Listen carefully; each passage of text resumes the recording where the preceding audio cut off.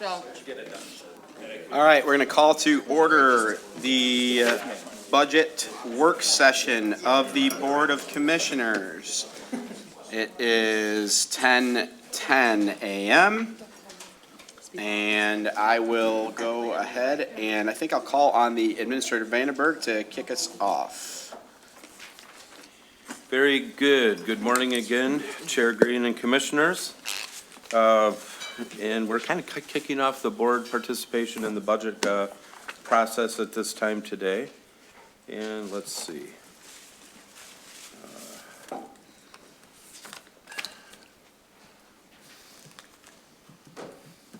Nothing's happening here.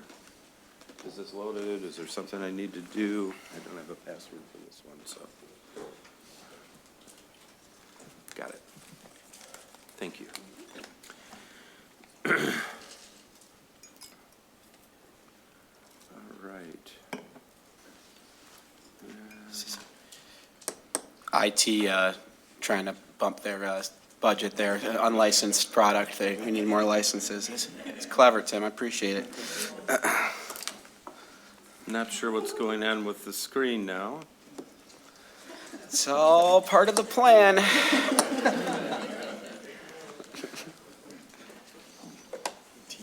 Those guys really could get with it. I mean, that's the whole thing's haywire. The whole thing. Look how bad it is. Instead of a split screen. Uh-huh. All right, there we go. All right. Oof. All right, so today, the plan is I'm going to do a brief presentation on the process for the 2027 budget. It's hard to believe we're talking about a 2027 budget, but that's where we're at. Also, just discuss personnel additions, 5-year capital plan, and the operating budgets. And I'll be brief, and then we can get input and have discussion. So just a reminder of the role and responsibility of the board. Sets the policy, develops the strategic plan, including board priorities, approves the budget guidelines, approves annual grant funding, sets and holds a public hearing, adopts the General Appropriations Act, and sets the millage rates to be levied. So those are like the official legal things that the board has to do during the budget process. Administrator's role under Michigan law is to recommend budget guidelines, prepare the budget, personnel, capital, and operating, present the budget, transmits the General Appropriations Act, and then under the law, control of expenditures under the General Appropriations Act throughout the fiscal year. Obviously, these are the bones of what the law requires, and then we have process where we try to know the mind of the commission while we are preparing the budget. So personnel, this year I did put a moratorium on new general fund position additions. The reason for that, I think it was 2017 when Kent County tax base finally grew to the point that it had been in 2008, fall of 2008. Well, actually 2009 was the first year we saw the impact of the crash of 2008 on our property values. And 2017 was the first year where we caught up again. And there was some resizing, right-sizing that we needed to do with county staff where we had cut substantially during the Great Recession. Certainly not all positions, and certainly there were cases where technology replaced the need to have a position. But we did decide that this was a good year to take a breather and let things settle and not add new positions, with a couple of exceptions, as you took action on one this morning. So grant-funded position additions can be considered, and obviously the positions that you added for the sheriff's office that relate to the public defender's office are fully funded by the state. Positions identified and completed staffing studies. Of course, we have the two big ones, which are the Sheriff Road Patrol and the correctional facility. And then also, and included with that would be positions that are provided for in state law. We actually have 2 years of about $4 million a year due the prosecutor in funding that has gotten caught up in wording issues with the way it was approved. And so we still continue to work to get that money cut loose, and the prosecutor will use those funds, at least partially, to add, in fact, probably mostly, to add staff in his office. So again, that's one where the positions will be fully funded under state law, a little bit differently than what you see with the setup for the public defender. And policy and operations would approve any new personnel for inclusion in the annual budget. So even if it is something that the prosecutor gets an additional funding or another grant-funded position, we route those through policy and operations before they come to the Board of Commissioners for approval. So one of the main purposes of this morning then, we had decided with some of the debate we had last year over positions to combine the position of what was requested with the capital improvement early, so that everybody could get a head start on thinking about and discussing any personnel additions at the same time that we are talking about the CIP. And so, but we don't have new position requests. And so the idea now today is to focus more on the CIP and other input the board would like to give. So some reminders on the CIP. So the board, by board policy, a minimum of 0.2 mils of the general property tax levy is reserved for capital improvements. Departments submit capital requests for a 5-year time frame. So we have a rolling 5-year capital improvement plan, which allows departments to plan to the future. It helps in a year where resources might be tighter, and so people can get hope that, yes, it will happen, but it's going to be maybe 2 or 3 years down the road. Things that might move something up could be an unexpected grant or other revenue source where it could move a project to happen sooner. This is an important piece to have the 5-year time frame. We do get points in our credit rating analysis by having a 5-year capital improvement plan, among other things. So the budget staff compiles the data that's submitted for the CIP, and then we have a CIP review team that ranks the submitted projects. And some of the filter that the team uses are projects that impact the health and safety of our residents, external funding, whether it's available, whether the county can make something bigger happen with a smaller allocation is one of the factors. The impact on operations and ongoing cost could be that there's something, it could be something like an antiquated boiler or other equipment that's actually costing a lot more to operate, and we can actually achieve some efficiencies by replacing that piece of equipment. So that'd be one example of that. Life expectancy is up, and many times that also means that service contracts are running out, that we have something that will not be serviced, and it's just time to replace it. And then also alignment with board strategic priorities is another important filter that the team uses when evaluating these requests. And then ultimately, the administrator submits the recommendation to finance. Finance reviews and further recommends to the Board of Commissioners. And Finance and Infrastructure Committee approves the CIP for inclusion in the annual budget. So we have the full listing. Well, hold on a sec. Hold on. Oh, it's on paper. Okay, so it's on your desk. So you have this document on your desk, and that is the total list of everything that has been proposed for this year, and so.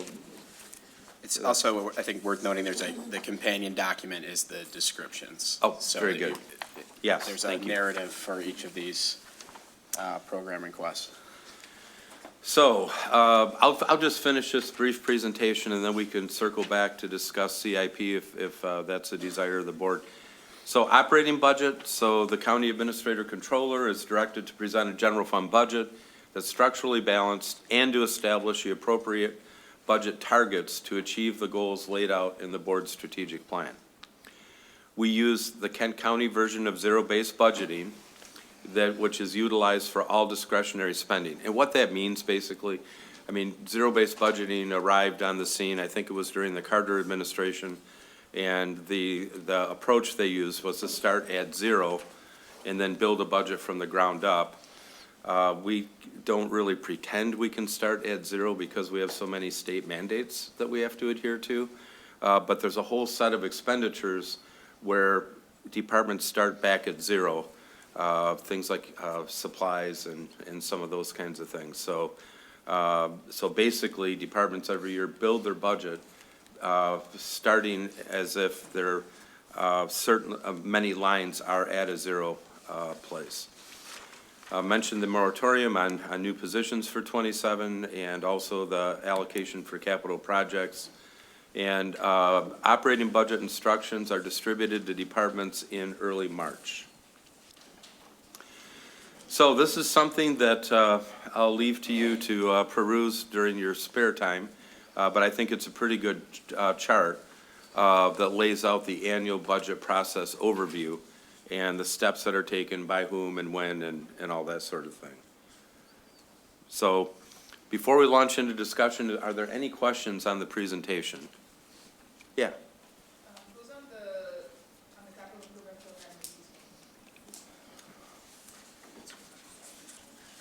program? So we have the finance director and the deputy director of fiscal services, myself, the facilities director, the IT director, parks director, and then the purchasing manager are on that team. So not every department is represented. It's the departments that primarily have the capital improvement request. Oh, sheriff, sorry, yep. Brian Mueller, I believe, will be part of the committee. Yeah, as Keith mentioned, we have many departments that have zero capital requests. And so it's really, the names he just read represent the areas that have the huge lion's share of requests. Commissioner, just remember to use your microphone so we can all hear, and I think we have a stream too, so. Commissioner Hesse. I'm not sure if this is the right time to ask this question, but when you talk about, not adding personnel unless there's a study, and Sheriff's Road Patrol is one where there's been a study. But I don't recall in all my years on this board ever relooking at the allocation of funds between local governments and the county. And I'm wondering if there could be some sort of a review on who pays for what and what the total cost might be to us and under the general fund. You mean the allocation? Well, like who pays for what? And, and how much the townships pay and contribute to the cost of road patrol and the increase of road patrol in their particular areas. I don't recall there ever being a real look at this. And I'm thinking that might be something, this might be an appropriate time to just sort of look and say this is the right way to do it, or we would recommend these changes in keeping with the changes of the times. Sure. Yes, we can look at that. Thank you. Any other questions before we move into more discussion? Commissioner Faber. Thanks. Just on a process piece, I'm hoping, I don't see it written in here, but I'm hoping we can find at least one or two opportunities prior to, let's say, August public hearing where we have some discussion with the community about the budget. I felt like last year, going through it for the first time, I was a little surprised that there wasn't really a concerted rollout to the community or an opportunity really for folks to come to the table and say, these are my priorities, or just even an understanding of our budget. I felt like I was doing a lot of community education after we passed the budget, as opposed to kind of part of the process. So I'm hoping there's an opportunity somewhere in here where, I don't know if it'll be well attended, but at least showing some sense that we are actually interested in resident input into our budget.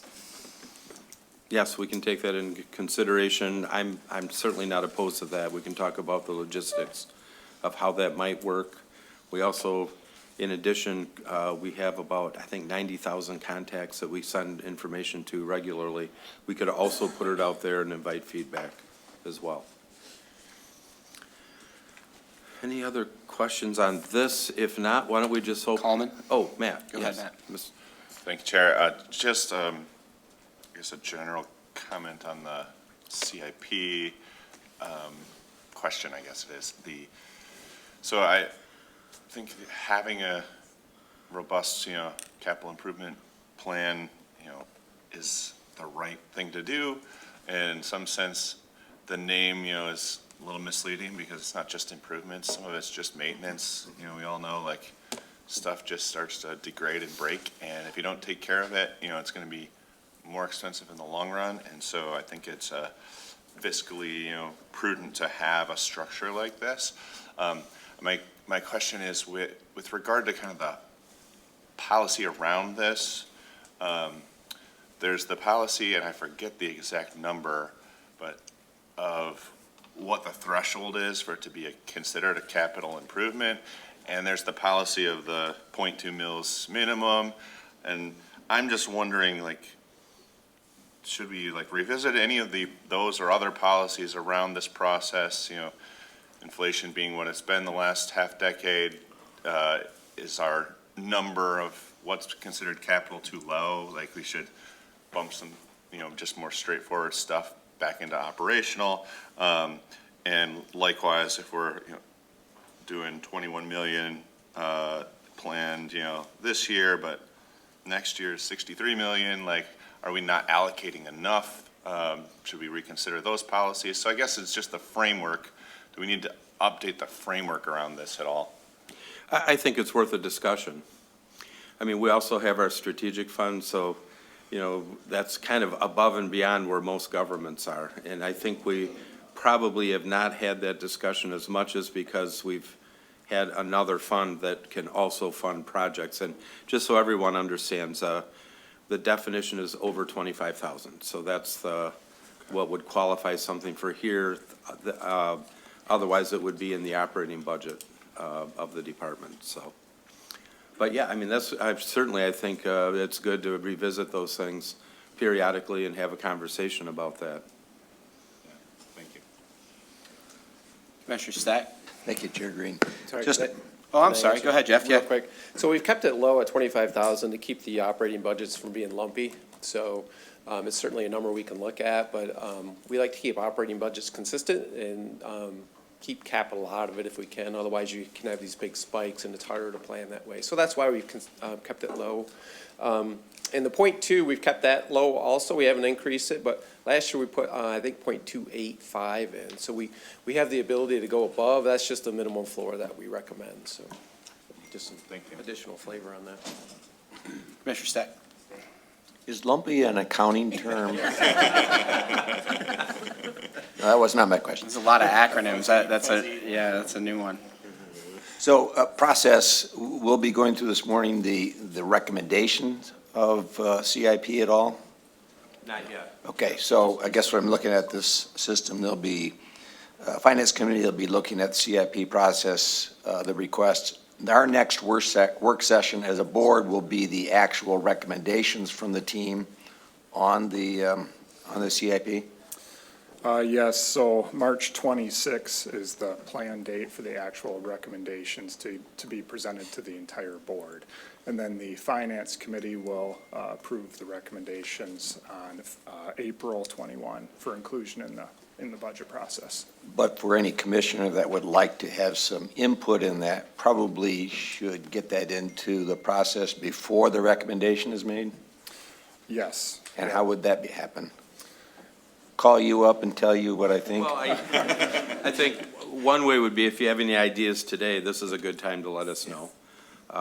And if you need to reflect more, maybe by the end of next week, shoot us ideas that you might have so that we make sure that those are considered. Right, but what you're inviting is, as we go through this, if we have thoughts or ideas, we should get them into you or to the committee to at least consider it, and then we'll see where that goes in the recommendation. Right, part of this I call the heated bathroom corollary, because before I got here, we got pretty much through the budget process. The board wishes hadn't been sought out, and there was really a strong desire to have more seasonal restrooms in our parks. And so that was just bad communication, I think, on really on the process and the part of us. And so what we want to do, if there's anything like that, no, this is, we really want you to consider, earlier the better, and this would be the earliest opportunities that you have, so. Which reminds me, I still haven't seen that heated bathroom. The one in Millennium? Yeah. Is there? All right, I'll have to check it out. Ben, if we can get Commissioner Steck a map, that would be good. Former Commissioner Jones is grateful that we're Just a still sign, talking that's about. all just a sign. All right, If I could just. toilet humor. Commissioner Hennessy, yeah, if you want to follow up on that. Yeah, I just wanted to add to those remarks as well that March 4 is the first date of the review team. So we'll start looking at the CIP request by that point. So if we had any comments or feedback prior to that point, that would be the best date for a deadline. Commissioner Hennessy, and then I'm going to ask that we let these guys keep moving so we can get into the meat of the conversation. Go ahead, Commissioner. Question, in 2027, how much do you expect that .2 mils will equal? 0.2 mils will be 7.8 million. 7.8 million. Thank you. Thank you. All right, please proceed. I think with the next, Yeah, we're really at the point of getting input and having discussion, so I think we've kind of exhausted the questions over process and format. And so if there are things you want us to consider that come to mind right now, we're happy to do that. If there's questions about other things, it's just kind of open mic time for the budget. so we've got, I do want to focus a little bit on the CIP stuff, because I think that was kind of what we wanted to come out of this with, so that, I know, just to clarify, they've moved back that process. Last budget cycle started prior to this conversation with the board. The review team now meets post the board, which I appreciate. I think that's helpful. So that's fine with it open-ended. If you guys have questions on things you see on CIP, on those documents, I'd like to try to focus on that, and then maybe we can leave some time open for budget in general at the end. So Commissioner Faber. Thank you, Chair. So just for clarity, the spreadsheet we see here with 2027 requested general fund, those are all the requests, but those have not been ranked or looked at yet. This is just a list. Okay. Correct. So my one comment would be around 82 Ionia, and just what is the thought process right now in investing in a building that potentially we're offloading? Is there any, I don't want to make life miserable for the people that live there the next couple of years, but I also don't want to I had the same put question. new carpet in if we're going to sell it, unless we can recoup the costs on it, which is great. Thank you for the question. So there's a couple of different items for 82 Ionia. One is parking deck repairs. There's some delamination on the top deck, so we also park underneath that top deck, and it's a safety concern at this point. Our team goes out there every Monday with a hammer and chips it away for the pieces that fall. But we don't get all of it every time, right? So, and sometimes the cracks are deeper. So we just want to make sure that everyone is safe in that parking deck. So that is pretty high on the facilities priorities. That one's fourth. In that same parking structure, the fire sprinkler system is out of date. The problem really is that we have just pushed everything down the line for 82 Ionia for so many years that the duct tape and glue just isn't holding anymore. And some of these are really getting at critical points. And to your point, the carpet, a lot of the squares, we just can't keep them glued down anymore, especially in the main traffic areas, so they're becoming a bit of a trip hazard. We requested the bare minimum because I agree with you. I don't want to put good money after bad. Commissioner Bujak was next. Thank you, Chair Green. Looking at all these numbers that we get here year to year, it's very difficult to try to benchmark this against where we might have been last year or the year before.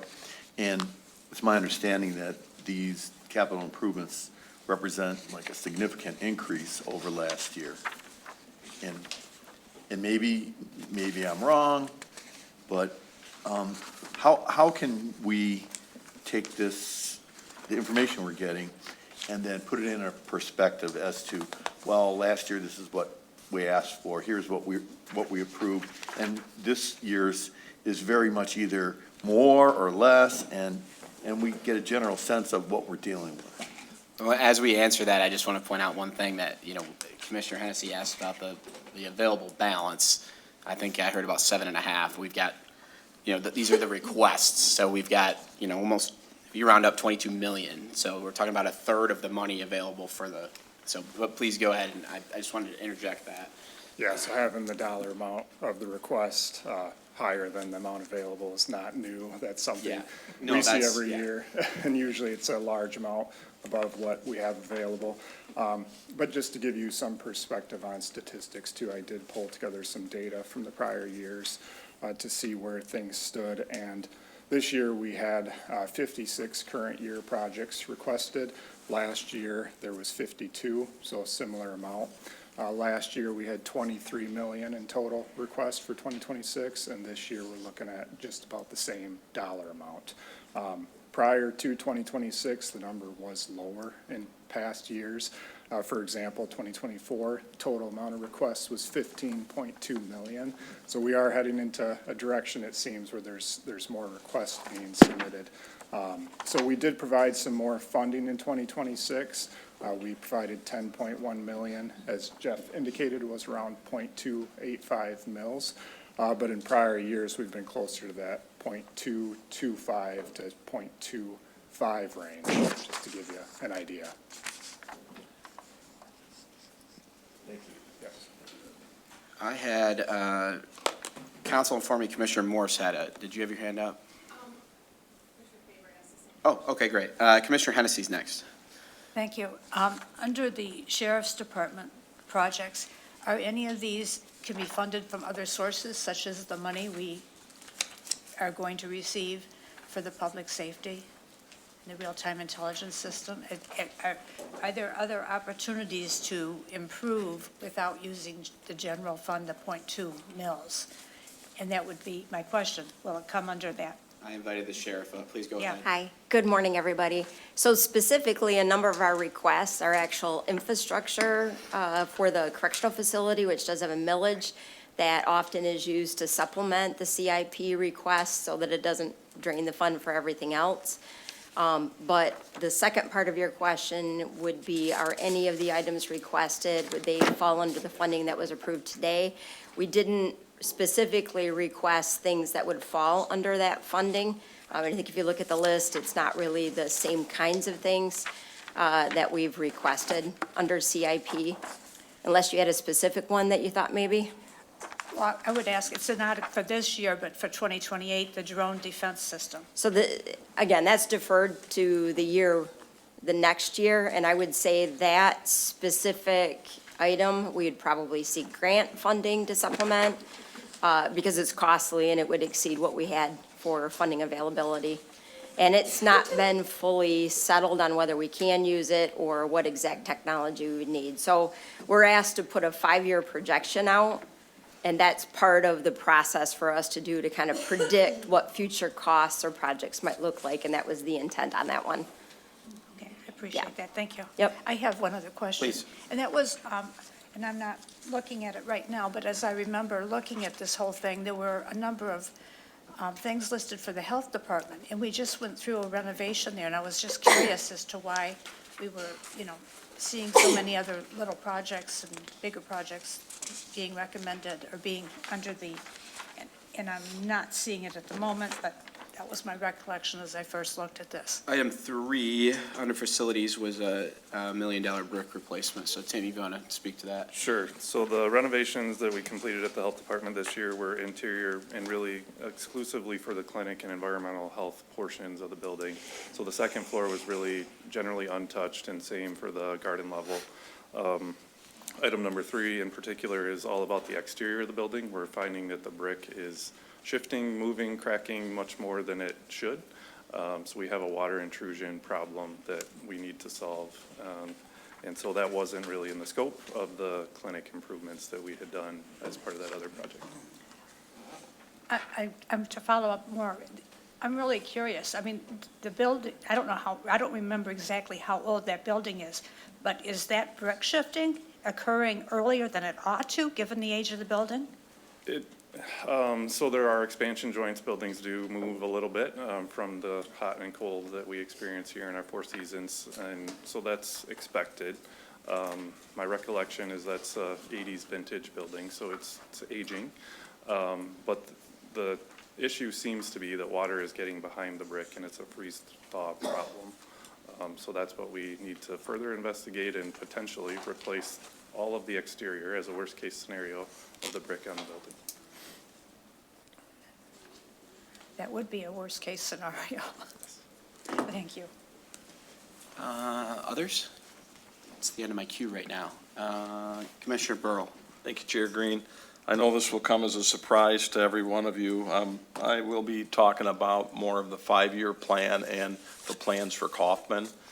A $10 million renovation with an increase of $500,000 a year in revenue. I know there's more than just that on there, but only in government would somebody do that. So again, I'll keep on saying that Kaufman needs to stand on its own. We mix and match golf carts or new equipment, all out of the CIP. I believe we did some carts or something last year. This entity needs to stand and operate on its own, and whether it's rate studies or treating that like a business, it's super important that we're not mixing and matching county funds for an operation that's competing against free enterprise businesses in that area, in our surrounding area. So again, at a bare minimum, that facility has to and needs to stand on its own without county dollars supplementing that facility.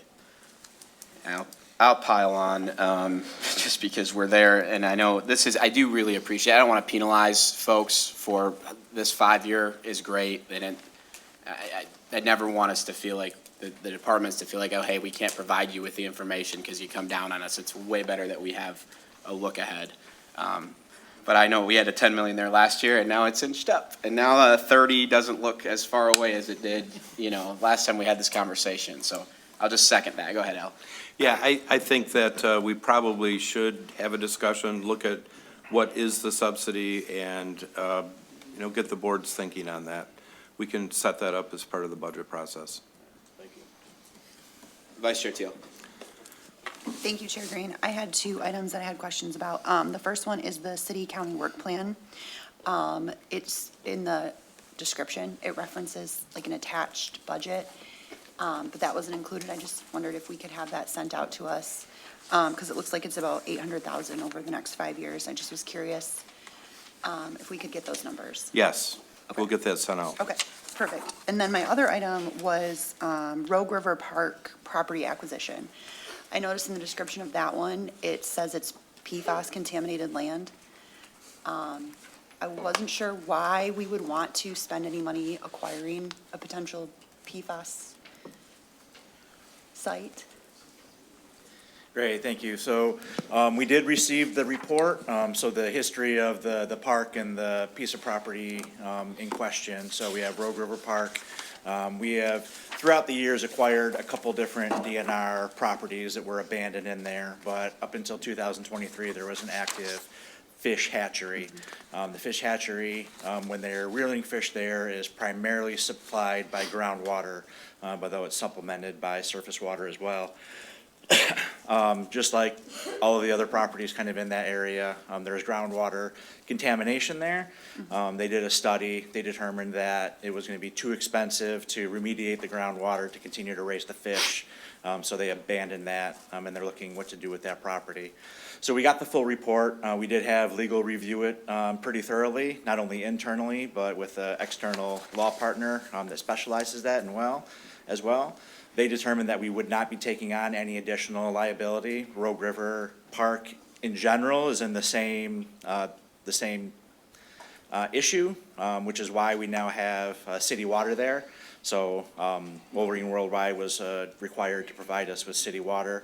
The only, through legal, the only ramification they said is that we would not be able to make any additional improvements that would tap into the aquifer there, which we wouldn't. So essentially the plan for the property would be to leave it in its natural state. dirty little secret is we already have Kent County trails that meander through the property anyways, and they've been okay with that in the past. They actually put up signage around the fish rearing ponds that just explain what's going on there. So from the public's perspective, they wouldn't see a whole lot of change. From our perspective, we would prevent a outside private entity from purchasing what's essentially internal park property right now. Okay. I'm a little concerned taking on the PFAS piece of that. And I think if the state wanted to maybe give it to us or have a lower price, we might be interested, but $200,000 for contaminated land is a little concerning. While we're on it, I'll concur, but I'll also say I'm very familiar with this piece of land. When I lived nearby there, I used to run exactly the spot that you're talking about, Ben, from our little parking lot on Packer up through the DNR property and then back out. So I know it well. I have a hard time believing this parcel is going to be of interest to somebody that's private. Because we own a lot of the land on the sides of it, but, anyway, that's just my 2 cents.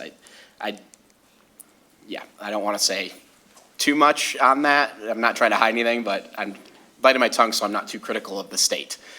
So that's that. Thank you, Ben. Commissioner Hildebrandt.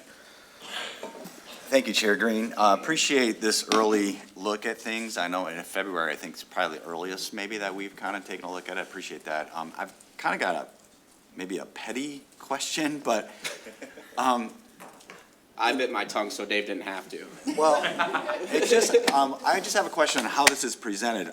Is there a reason why like the projects requested aren't grouped by who's asking for them? So for instance, 82 Ionia has like 3 requests and they're scattered throughout, and I think it'd be helpful, and maybe this is just me because I compartmentalize things, that okay, this is a request from 82 Ionia, so as we prioritize things, maybe we're doing 2 of the 3 for 82 Ionia, and then like the animal shelter is kind of scattered through, and then the health department. I feel like it'd just make more sense, but maybe there's a reason it's not done that way. So I just offer that to help us digest this as kind of part-time elected officials that pop in here a couple times a month. Yeah, so I can help answer that question. The way the projects are listed currently is based on the priority ranking of the department. So like facilities, for example, there's various facilities in the county, and these are certain projects that the facilities department thinks need to be done, and the ones at the top of the list are the ones that they would like to receive the highest priority. I will echo that. I see it both ways. I understand the ranking of the priority, but Commissioner Hennessy mentioned health. There's several somewhat high and low rankings on health. If we can look at that building in particular, or 82, I'd like to see it. I'm just probably asking for another view of it. This is very helpful, but having another view that's more project or building or campus space would be helpful too, so we appreciate that. Yeah, that's good. Commissioner Steck. Thank you, Chair Green. So the one I wanted to just ask a few questions about is the $3.1 million for the correctional building renovation, that means renovation, I think. That's about 15% of all of the asks. I know that that's connected in some way to our larger conversation that building is probably past its useful life. So how does the $3.1 million fit into the bigger question of where we're going with that facility as a whole? Are we ultimately going to be looking at a $40 million bonding project to replace it? If so, do we spend the $3 million? You say we spend the $3 million now, and then we'll look at replacing the building. But how does that all fit together? Sheriff, if I can add on to just one more thing while you're there. We're looking at the 28 outlay for that. I know we've been talking about this for a few years, and we know it's coming. But just is that, in your department's mind, in your mind, does that feel like the right timeline for that larger? But just to add on to Commissioner Steck's question. So. Okay, so I think this probably takes a little bit more planning to really totally answer this question. There are some needs that are there right now that do need to be taken care of right now or soon. Right now, obviously, we're talking about an 18-month process, so I don't want to say today, but in the near future. And some of those have been separated out from the larger building project because it doesn't seem feasible in 18 months to start the larger building project. Even though there may be some efficiency to do that, we really have to prioritize those things that have a emergent safety issue or demonstrated hazard. And I'll just throw out like the fencing, for example, the jail fencing for number 79 for the mezzanine levels. That has been on our list for as long as I recall. It just moved up on our list because we've had yet another serious injury that has had some ramifications because that fencing hasn't been there. So you can really do this in a bunch of different ways. You could wait till a larger project, but you would probably have some projects that have to be done prior to that bigger project being done. But if that bigger project was being done in 3 years, the answer is different than if it's in 6 years. Does that make any sense?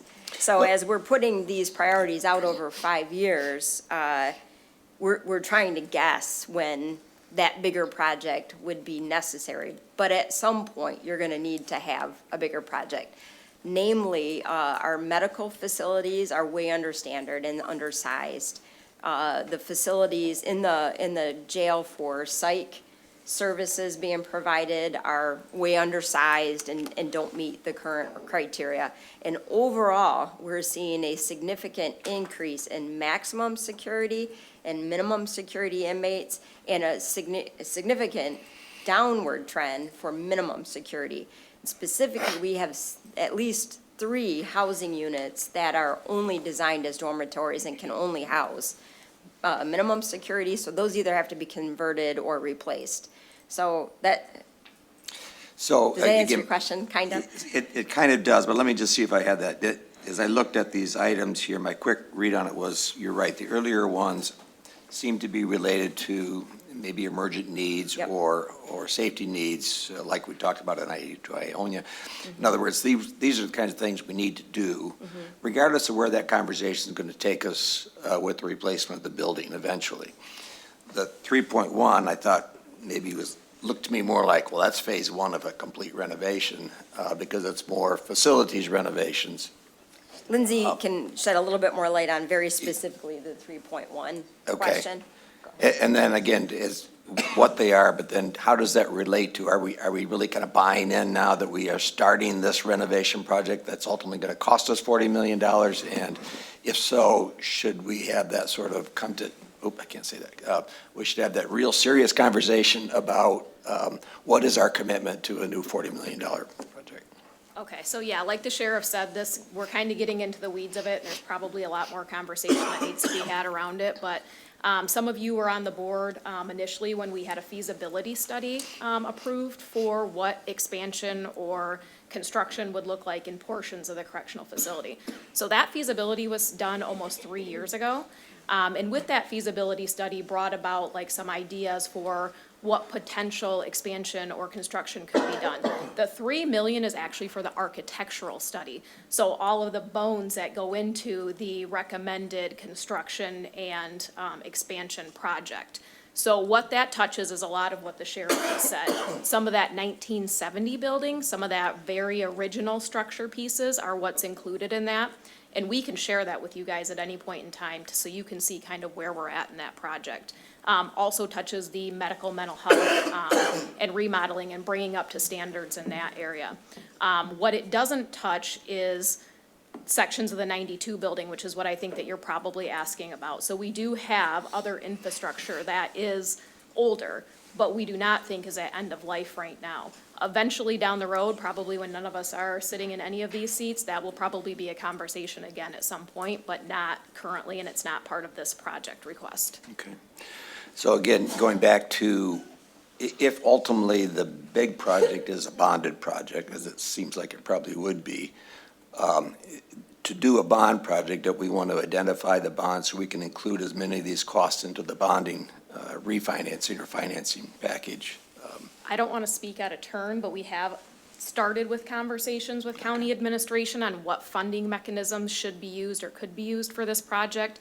And that's kind of where we're at, and I'll let Al weigh in if he wants to say anything else. Yeah, we have, we met a couple months ago and were brought up to speed on different parts of the facility that need attention. And so, there will be some money spent on design to figure some of that out and a plan on when that would happen. So yeah, that's early in discussion. If I could just add something to all of that, those numbers change pretty dramatically when you say, I'm gonna do something in 3 years versus I'm gonna do something in 10 years. So some global thought about timeline would be prudent at this point, because you could be throwing good money after bad if your intention is not to do anything. So I'll say that, and then the other thing is, I know it seems, prudent to throw everything into one project and get it financed, but I would just throw some caution in, is that a correctional facility actually can't operate effectively when everything is being constructed at once. We really do have to stage it out because we're a living, breathing institution that has needs of the people that we're serving. So we can only do a little bit at a time. We can build a new building and then move into the new building, but we can't renovate everything at once. So we will need to do some, and I'm just gonna toss a number out there, if you decided you would bond in 5 years, you would likely need to do some work in 2 and 3 and 4 years, and then the finish up would be in 5 years. That's what you would kind of expect if we were gonna roll this out effectively. Well, and I think that's really what I'd be looking for, is that the ideas get vetted out so that we have a real well-thought-out plan. So we're looking at how much do we commit to this year? Well, that fits into the bigger picture of how we're going to do this $40 million response and the most appropriate way of doing it. So I assume that all that will take place by the time we get back to that March 4 meeting. There'll be a detailed footnote that'll explain all. Thank you. Well, we'll have some ideas for your March 4th meeting. Thank you. Thank you, Sheriff and Chief Cole. I just want to echo, I know a lot of us haven't had an opportunity to walk through the corrections facility. I had a real questionable guy who went by the name of Captain Lyons walk me through there.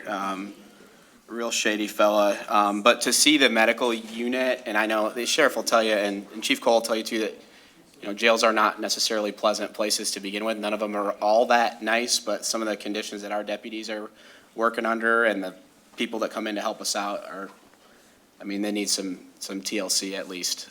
So I know this is a big conversation. We'll keep it going, so I appreciate the questions on that. Others? Oh, I'm sorry. Commissioner Bujak was in line. Thank you, Chair Green.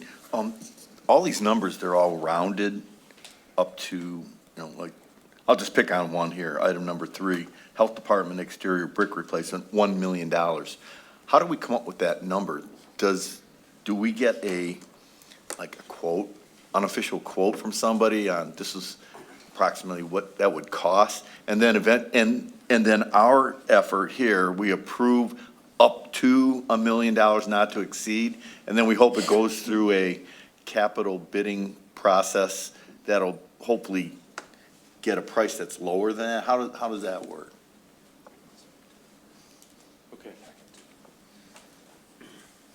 So we do request that we get unofficial quotes provided for these projects, especially the ones that are in the current year. So we have somewhat of an idea of what the price of it would be. And typically on a project like that, there's probably going to be some contingency that's added in as well, which contributes to the even rounding that you're seeing there. And then if the project does get recommended and approved, it would go through the formal bidding process. And at that point, if the price comes in higher or lower, we would have to make an adjustment of some sort. If it came in higher, we'd probably have to come back to the Finance Committee potentially for a budget transfer. But hopefully, it's going to be within that target range. Okay, thank you. Commissioner Ponstein's up, Faber's on deck, and nobody's in the hall. Go ahead, Commissioner. Yeah, I think my question is going to be for Parks, and Ben can come up again. So you go through it, there's a lot of money being spent on pavement replacement. I think the people appreciate pavement, especially people who are handicapped, older, stuff like that, but it adds up in maintenance that keeps coming on. So I'm highlighting 59, the Kent Trails pavement replacement is looked like it's gonna be moved up. How many miles of trails do we have, and how many miles of that specific trail is in a partnership with another municipality that shares the cost 50/50, and what parts don't? Yeah, so Kent Trails is a unique situation, but to go back to your original question, so not an exact number, but we have around 110 miles of trails throughout our park system, and about 40 to 45 miles of that is regional connection trails. So primarily is going to be the M6 Trail, the Paul Henry Thornapple Trail, Kent Trails, Pioneer Trails, and portions of the Millennium Park system. As far as Kent Trails is concerned, when that came into existence, there is a standing agreement between Kent County, the City of Wyoming, the City of Granville, and Byron Township for the regular maintenance and the capital maintenance of that stretch.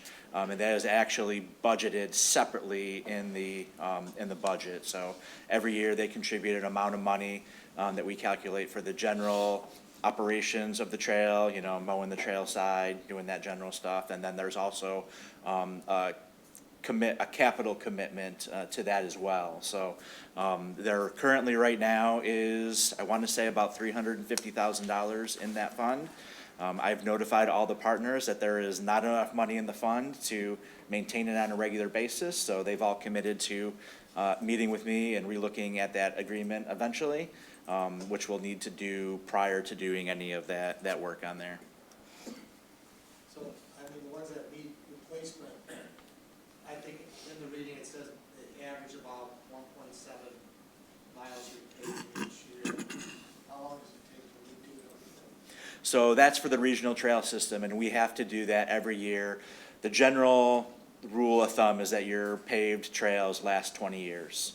Some of them may last 15, some of them may last 25, but if we want to, for the regional trail system, have it completely refreshed every 20 years, we need to do in that range every single year.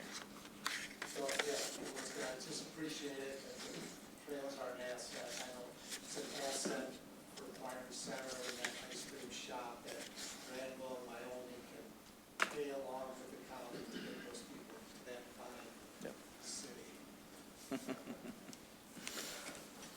Thank you, Commissioner. Commissioner Faber and comments on deck. This is one of those, I feel like I should know this answer by now, but I don't. So we have some things underneath courts and some things under IT. So last year, we gave the circuit court $679,000 for e-filing. This year, the circuit court is coming back for Operation Paperless and e-filing. We gave IT $700,000 for probate court paperless initiative. Can somebody kind of unwind this for me? Where is IT above all of our courts, integrated into our courts? Do they come to us separately? What have we paid for? What are we trying to pay for? If somebody can give me a update / who does this belong to? The taxpayers. It's a race, yeah. Yeah, I guess I can start. I'm not sure about the $7 million for probate. Operation Paperless is our e-filing.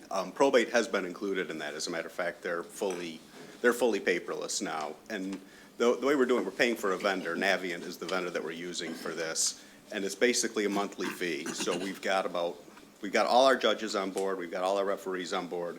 We have about roughly a third of the filings for circuit court are now live and paperless. All of probate, we're hoping to get done. I mean, again, we're working constantly. Next up is domestic, after that criminal, and then the rest of the family division, and then we're done. But we're just trying to figure out how long it's gonna take, and that's what that is for, at least for the circuit court Operation Paperless. I'm not sure where the probate request came from last year, because that was included with ours, I believe. Good morning. The 700,000 that was for sometimes confused with Operation Paperless as far as probate goes, really relates to what we're calling a paperless initiative for the admin building as it gets ready to move out to the Fuller campus. Probate was originally last year going to submit a separate CIP. We rolled those two together only because much of the effort is going to be intertwined and using the same types of technology with the same outcome. So we chose to roll those together last year just due to leverage rather than submitting them separately, if that makes sense. So they are already working through, I'll say, part of that $700,000 CIP for back scanning some legacy documents. We are still in the planning strategies of what paperless in the admin building here will look like as we get ready to move out to Fuller, hopefully. Hopefully that makes sense. It does. And then should we be expecting the district court to also go Operation Paperless, or what's the? 63rd District Court is already largely paperless. They use the state's hosted GIS system, and they are already well entrenched in our on-base system, so they are largely paperless today. And I'll just mention picture the catacombs underneath the Vatican, and to some extent, that's our storage underneath this building. There's a whole number of different rooms, and there's a tunnel that used to go to the Hall of Justice where the DeVos place sits that was closed off, and that has files in it. I toured it, and it's kind of amazing. So if you just go around the building, you'd say, what's the big deal? Why do we need that much money to scan documents? Well, it's because we have a lot of, there's something about government that where in the past, I don't think anybody wanted to throw out a single scrap of paper. So there's a lot of it we can recycle, but there's also a huge amount that we're going to need to scan.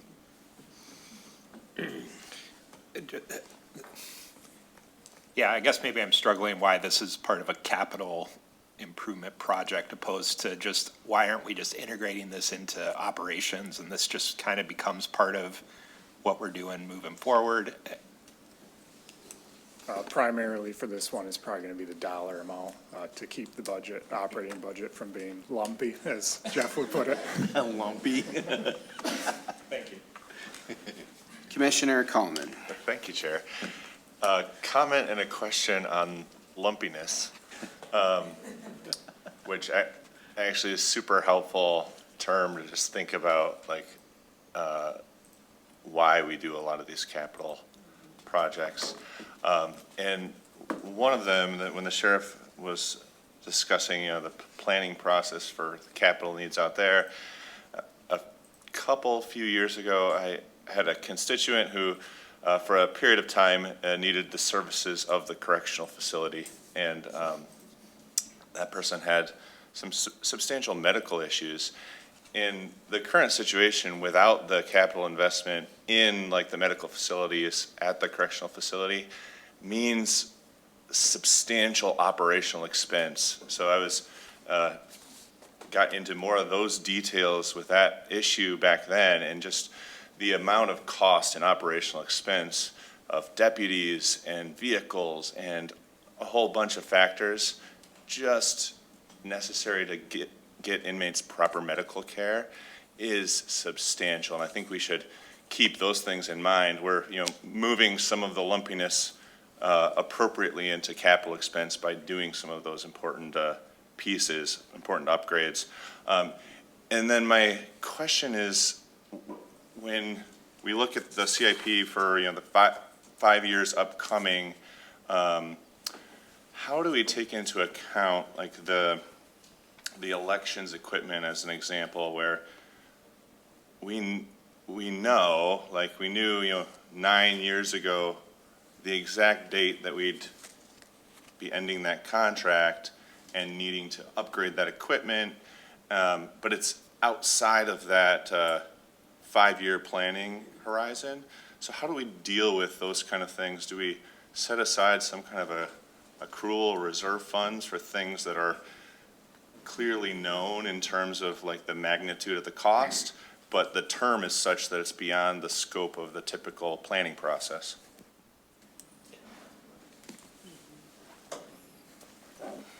Well, I'll just start by saying it's hard to really know, like, in instances like that, with the clerk election equipment as well. In that specific case, I believe the state paid for most of the election equipment, all of it. Yeah, first the round. state paid for all of it last time around, and our obligation was maintenance, and inspection from years 5 to 10. We don't know what we're gonna have this year. So there's a possibility the state could pick up some of the tab maybe, or hopefully all the tab, with that election equipment, but it is mandated for replacement, so that's why we have it on the capital list for next year, is to try to plan for that if the general fund does have to cover it. But the hope is that by next year's CIP process, we'll know whether or not the state's gonna cover, any of that, and we can incorporate that to the budget process next year. So it really depends, 10 years out, there's really no knowing what's gonna happen until we get closer to the time period, for replacement on some of these things. Okay, so if the term exceeds our planning horizon, we kind of just consider it too unknown to really be detailed until we get kind of within that 5 years. Then we start watching it, figuring out like, okay, guess how much funding may come from other sources versus, is that what I'm understanding? Yeah, and I would say that's probably, accurate, but having the strategic capital set aside, I think, is a big way too, just to reserve funds for the unknown in the future. So that's been something we've been really good about here, is trying to build that up over the years, so that when those things do start to come on the horizon, we do have something we can dip into if we need to replace those pressing needs that may not be able to be addressed through the annual budget process. Great, that's super helpful, thank you. Yep. I don't have anybody in line. Commissioner Stack, Yeah, that was thank you. quick draw there. I just wanted to acknowledge Commissioner Coleman for one of the euphemisms, one of the best I've ever heard, a constituent that had need of the services of our correctional facility. Political correctness. Uh-huh, that was good. Other questions? Yeah, Commissioner Faber. If we're moving past CIP, just one, as we move through the budget process, I think last year there was some interest in thinking strategically about the hotel motel tax, excise lodging, and kind of what our position might be, realizing those funds are out there a ways, but the community has already spent those 3 times over, and I would like to, whether it's before, during, or soon after this budget is approved, have the opportunity for this body to have a conversation. Yeah, I think we owe you that. We were going to do this, I think, last year, and so we can put that maybe on a work session schedule for sometime this year. I don't think it'll matter to have it during the budget process because those funds are pretty well tied up through December of 2031 when the debt's paid off for the convention center. But certainly having that discussion early, and it can't hurt. So, but I would suggest maybe after budget adoption, maybe September, October, if that's acceptable. Yeah, that seems to make sense to me too. We can move past CIP. We don't have to elongate this forever if people feel like they've gotten questions answered. Or I did want to ask for Al and for the team, let's assume folks might have some follow-up, get that to you all sooner rather than later, yes, as we're going to start the review team meeting next week, yeah? Yes. Okay, so just put that out there. Couple weeks, okay. Yeah. Anybody else have anything on CIP? Try to structure this a little bit as we wind down. Okay, go ahead, Commissioner Morales. My last question was just really brief. Like, who would we contact if we had questions about certain projects through email? Like, would it be you, or would it be like a group of folks that we're reaching out to? Should we direct that, should we send them to Taylor and have her, or Al? Yeah, And I have think that that- route it through that? Send it to Taylor and we'll get it distributed, yeah. Good idea. Sorry, Taylor, I gave you more emails. Thank you. Okay, anything else on CIP? Jeff had one more. Yeah, go ahead, point, Jeff. yeah. Yeah, just, I think it'd be important, On the CIP for the sheriff department, the 3.1 million, that'd be not quite, about 40% of the allocation this year. So if that is a project we want to do, we typically roll that into a full, add it to the 37 million proposed construction. So that's a big piece of this. If that's going to get funded this year, it'd be nice to know that up front, or if we're going to put that off and stagger that later, because that's, again, 40% of the available resources roughly, so. I'd like to probably have a follow-up with the folks from sheriff and some of the board leadership to get a better handle on that before we box in on that question. So because I think everybody's got some follow-up questions. We can have a small group discuss that, and then we'll get back on that one. So, thank you. Good point. Okay, questions on just budget process in general or budget in general? Or have we exhausted it? Some of us have been here since 7:30, so it's we're reaching that point. Okay, I don't see any. We do have, but wait, there's more. Public comment. Anybody from the public wishes to speak today? Dee, you're already at 12 minutes today. You got more to say? Man, I can go on and on and on. I ain't gonna lie. How y'all doing? I'm D. Jones, passionate entrepreneur and visionary. I do have some requests. I'd like you guys to be legislating for 3D printing construction. I know that HUD, I've been studying HUD, and HUD actually has funded 3D Printing Construction, Inc. and the equipment, which is 3D printers. So I'd like for us to be advocating and legislating to our federal and state government for those HUD funds so we can actually be 3D printing houses and buildings and 6-story apartments, all of those, anything that could be 3D printed. I'd also like for us to get into the blockchain and cryptocurrency. As you guys know, the federal government is pushing the Clarity Act, and there's a lot of dispute with the crypto firms in the banking industry. But I think that it'd be a good thing for us to be able to utilize the blockchain, as it really does create true transparency, and better transparency than a Rothschild Rockefeller banking system that everybody has to work under. That doesn't work for everyone, even poor white people and poor Caucasians, poor African Americans, poor Indians. This banking system does not work for everyone, but the blockchain would actually really create that real transparency. So I'd like for our county government to look into that, because we do have a Republican president that is going under a lot of scrutiny for sticking up to this financial banking system, which is a very bold thing to do, but I believe this is necessary. So as Commissioner Ponstein said, I don't like everything that Donald Trump is doing, but I do like what he's doing with the banking system. I think that's a very bold thing to do.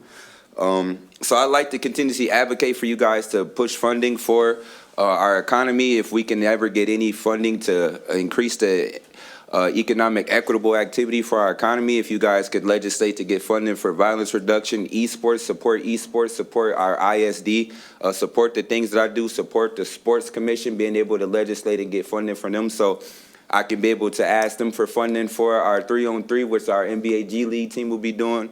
Day after my birthday, July 10th, same birthday as Nikola Tesla, so I like green energy and the PACE finance and things that you guys are doing.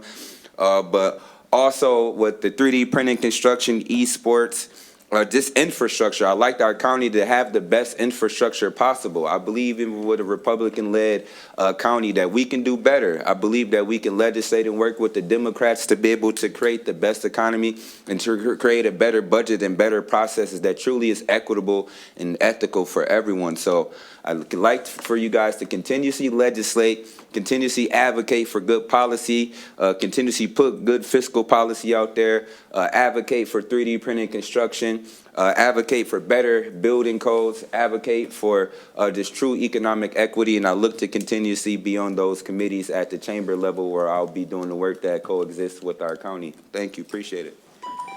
I pumped you up a little much, Dee. That was 12 minutes right there on the day. You were at 9, so I'm sorry. I appreciate it. Anyone else? I don't see any members of the public, just a room full of dedicated civil servants. So I think that's it for public comment. Any commissioner comments? We had a lot of time. Oh, Commissioner Ponstein. Yeah, I just wanted to add on to D. Jones. I actually saw it on television. I have a vision of 3D printing of a little box making a little toy or something.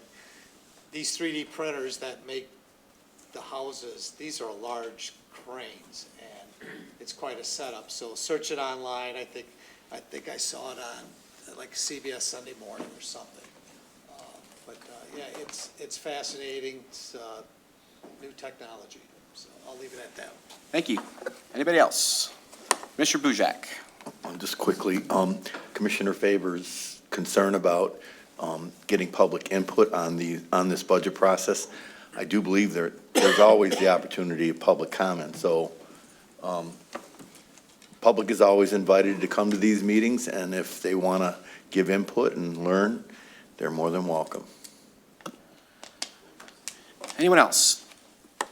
All right, I see none. With that, we are adjourned. Thanks, everybody, for your work this morning. Appreciate you.